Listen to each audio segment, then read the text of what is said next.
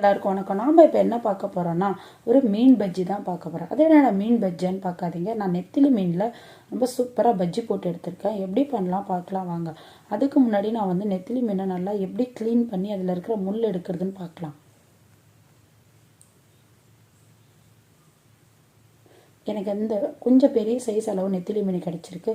First நம்ம அதோட தலையை கிள்ளி அதில் இருக்கிற குடல்லாம் எடுத்துக்கிட்டு அதை வந்து அது உள்ளே இருக்கிற முள்ளை வந்து இந்த மாதிரி நம்ம வந்து எடுத்துக்கணும். ஏன்னா நான் குழந்தைங்களுக்கெல்லாம் கொடுக்க போகிறேன். பஜ்ஜி போடுறதுனால இந்த உள்ளே இருக்கிற முள்ளை நான் அழகாக இது மாதிரி எடுத்துக்கிட்டேன்.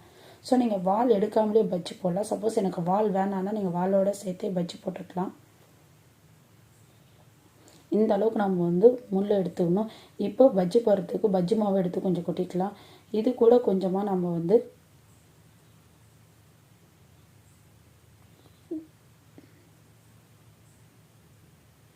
பஜ்ஜி மாவு ஓரளவு கொட்டிக்கலாம். இது கூட கொஞ்சமாக காரத்தூள் ஆட் பண்ணிக்கலாம். இது கூட கொஞ்சமாக கார்ன்ஃப்ளவர் பவுடரும்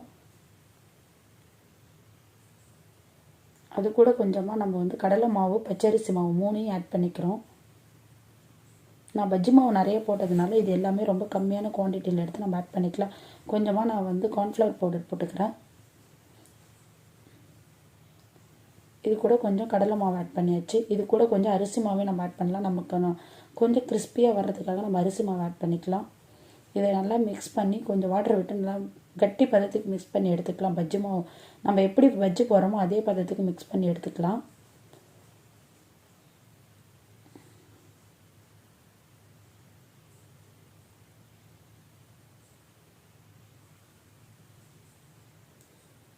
பார்த்தீங்கன்னா நம்ம நல்லா மிக்ஸ் பண்ணி எடுத்துக்கலாம். இப்போ வந்து நம்ம மீனை வந்து ரெடி பண்ணிக்கலாம். மீனை மஞ்சத்தூள் போட்டு ரெடி பண்ணி வச்சுருக்கேன். இதில் கொஞ்சமாக இஞ்சி பூண்டு பேஸ்ட் போட்டுக்கலாம். இதில் கொஞ்சம் நான் உப்பு ஆட் பண்ணிட்டேன். நான் வந்து மஞ்சள் பொடி போடக்குள்ள உப்பு ஆட் பண்ணிட்டேன்.